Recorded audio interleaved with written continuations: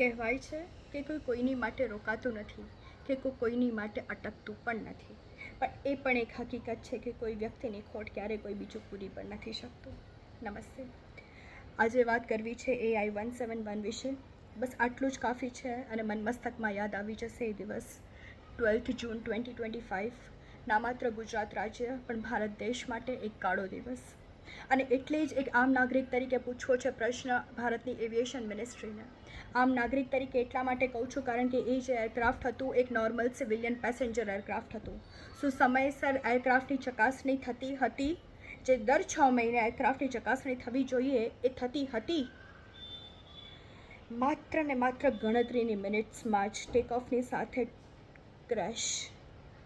Black box બધા જવાબ આપશે અને એ જે જવાબ હશે ને મહેરબાની કરીને દેશવાસીઓને જણાવજો કારણ કે એ અમારો હક અને અધિકાર છે. અમે આમ નાગરિક છીએ, અમે અમારો જીવ તમારા ભરોસે મૂકીને નીકળતા હોઈએ છીએ. It's a humble request to Government of India. Please take strict action against Aviation Ministry. Suspend the license of Tata Group who is running Air India. અમે આમ નાગરિક તરીકે તમારી પાસે આટલી તો અપેક્ષા કરી જ શકીએ છીએ કારણ કે એ જે જીવ ગયા છે ને એ નિર્દોષોના જીવ ગયા છે. એ ખાલી ને ખાલી એ પરિવારજનો ઉપર આ ઘાત નથી આવી, આ દેશની આત્મા ઉપર ઘા થયો છે.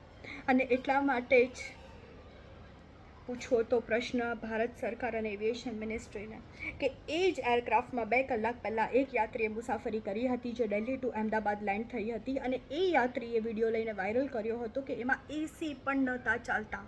આપણે તો ટેકનોક્રેટ વર્લ્ડમાં છીએ, વિકસિત ભારતમાં છીએ. જો એ વિડીયો ઘર સુધી પહોંચ્યો હોય અને મારા સુધી પહોંચ્યો હોય તો તમે તો સરકારમાં છો, તમારા સુધી તો કદાચ પહોંચ્યો જ હશે. અને જો માની લીધું કે ના બી પહોંચ્યો હોય તો જો સમયસર ચકાસણી થતી હોત કે કરતા હોત ને તો સામાન્ય 2 વ્હીલરને જો પંચર કરવાનું હોય ને તો એ પણ 15 મિનિટ લઈ લેતું હોય છે. તો આ તો એરક્રાફ્ટ હતું.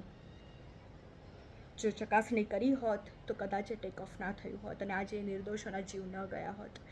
જે પણ થયું, શું થયું, કેમ થયું, જે પણ કારણો હતા એ બ્લેક બોક્સ તો જવાબ આપશે જ. પણ મેં આશા રાખું અને વિનંતી કરું કે તમે સરકારમાં છો, તમે દેશને જણાવજો કે શું થયું, કેમ થયું અને કોણ હતું આનું જવાબદાર.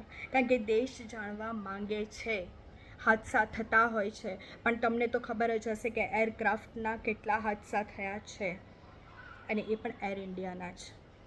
એક વર્ષમાં જો એક પણ હાદસો થતો હોય ને એરક્રાફ્ટનો તો એક ઘાત હોય. તો આ તો તમારી પાસે આંકડા હશે જ કે એર ઇન્ડિયાની ફ્લાઇટ્સના કેટલા હાદસા થયા છે. Once again, it's a humble request to Indian government. Please take strict action against Aviation Ministry and Tata Group. અમે દેશના નાગરિક છીએ. અમે તમારી ઉપર ભરોસો કર્યો છે. તમે દેશની સરકાર છો. દેશ માટે કાળ ના બનશો. Thank you. હવે એ તમારી અને મારી જાગૃતિ ઉપર આવી ગયું છે કારણ કે તમારા અને મારા સુધી આવી ગયું છે કારણ કે એક આમ નાગરિક સુધીની વાત છે આ. હવે આપણે એટલું ધ્યાન રાખીએ કે જ્યારે પણ આપણે પ્લેનથી મુસાફરી કરવાની હોય તો આપણે એ એરલાઇનની ચકાસણી કરીએ, એની હિસ્ટ્રી ચેક કરીએ, એની ફ્લાઇંગ હિસ્ટ્રી ચેક કરીએ, સર્વે કરીએ અને પછી જ આપણે ટિકિટ લઈએ અને લઈશું. કારણ કે આપણી જાગૃતિ હવે બહુ જ જરૂરી થઈ ગઈ છે.